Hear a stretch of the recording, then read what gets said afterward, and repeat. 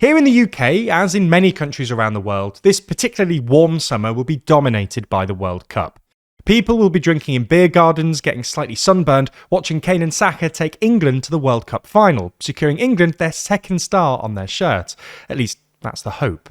However, put the actual football to one side, and the sheen on this World Cup starts to come off remarkably quickly.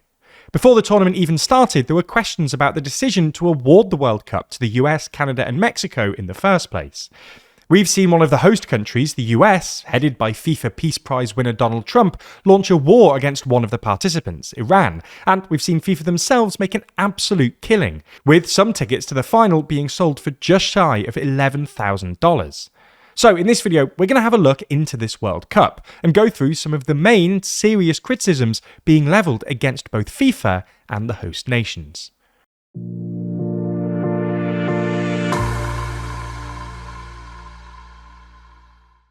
Trump's war in Iran is just one of many instances of Trump's military action spreading around the world. In the latest issue of our magazine, we run through a timeline of all of Trump's strikes and interventions, from Somalia to the Pacific to Nigeria.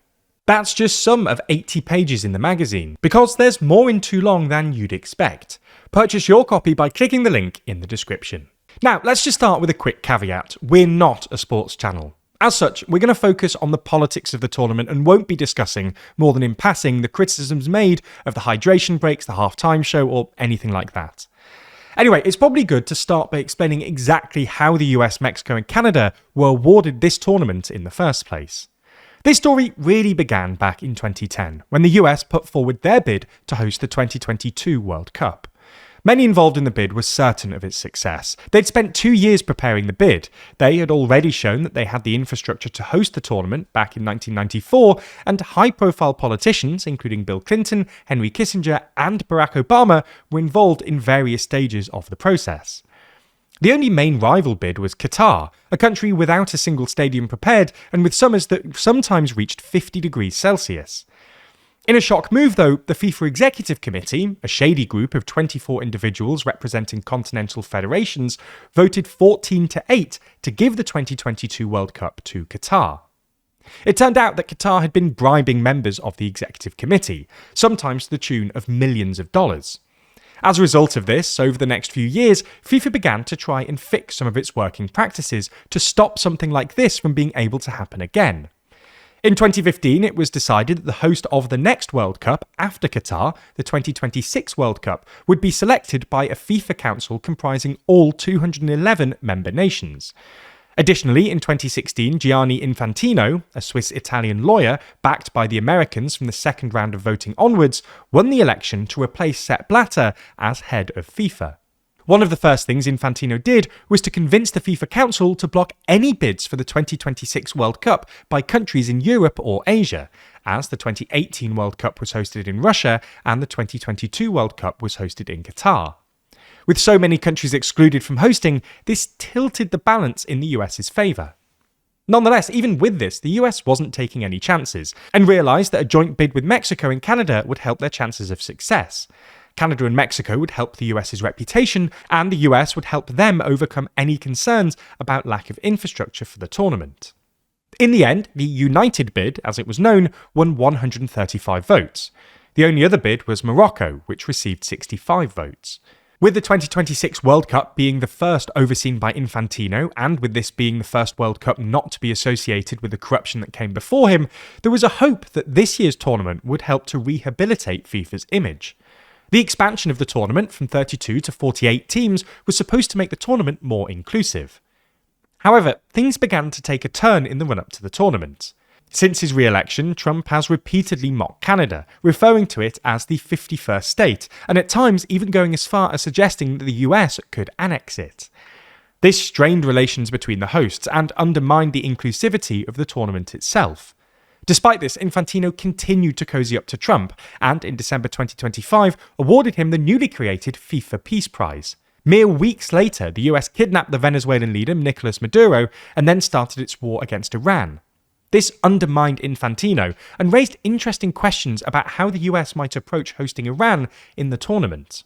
In the end, the US allowed the Iranian team to enter the US for 24 hours on the day of their matches, although there are reports that this has been extended to 2 days. In the intervening period, they're required to train at their base in Mexico. The thing is, it's not just Iran that's been subject to restrictions from the US. There have been multiple reports of excessive security checks being used against teams and players. The Uzbekistan players, for instance, were subjected to drug sniffer dogs and metal detectors when they first arrived at their training venue in New York. Additionally, we saw a referee from Somalia, Omar Artan, denied entry to the US despite holding a diplomatic passport and after being questioned for 11 hours. On top of this, we've seen fans have their US travel permits revoked days before heading to the tournament, despite previously being approved. With flights, accommodation and match tickets paid for, this decision meant that fans not only lost out on seeing their team in the World Cup, but also lost them significant sums of money. And while we're on the topic of money, as a result of FIFA introducing new dynamic pricing for tickets, we saw tickets sell for absurd sums. As we said in the intro, some tickets to the final were being sold for $11,000. This has contributed, alongside the sale of TV rights and sponsorship, to FIFA making an absolute killing. It's expected this World Cup will net them $9 billion, more than double the revenue of the last Olympics.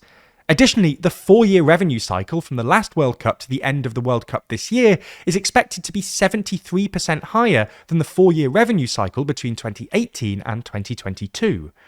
In other words, while fans are losing out, FIFA is winning. It's also worth finishing by quickly acknowledging the environmental impact of this tournament. This is the first World Cup to be hosted by 3 separate nations, which necessitates significantly more air travel than previous tournaments. According to Reuters, as a result of this, the climate cost for this tournament will be double that of Qatar in 2022. With hotter summers already making it harder for players, this is likely going to contribute to making summer tournaments even harder to host in the future.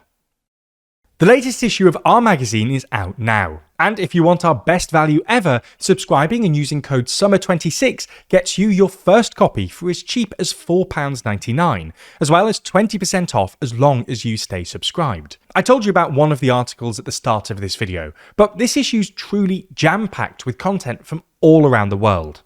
Obviously, the headline section is our rundown of Trump's wars around the world, discussing all of the different countries and regions which have faced Trump's military wrath, going nation by nation through the timeline, and reaching the ultimate question, has Trump created the modern holy war? From there, we dive into our regional sections, starting with the UK, where we unpack the results of the recent elections, take a look at the UK's odd foreign posture, and discuss if Britain has become ungovernable. Then, in the EU section, we discuss how Russia's sphere of influence is fading, why Europe's energy transition isn't what you expect, as well as looking at the Euro's missing members. Finally, in the global section, we discuss if we're seeing echoes of the First World War, what's next for Iran, as well as what really came from the Gen Z protests we saw emerging last year. That's not even everything. With this 80-page issue, our joint longest ever, there's even more to read than I've even been able to mention here.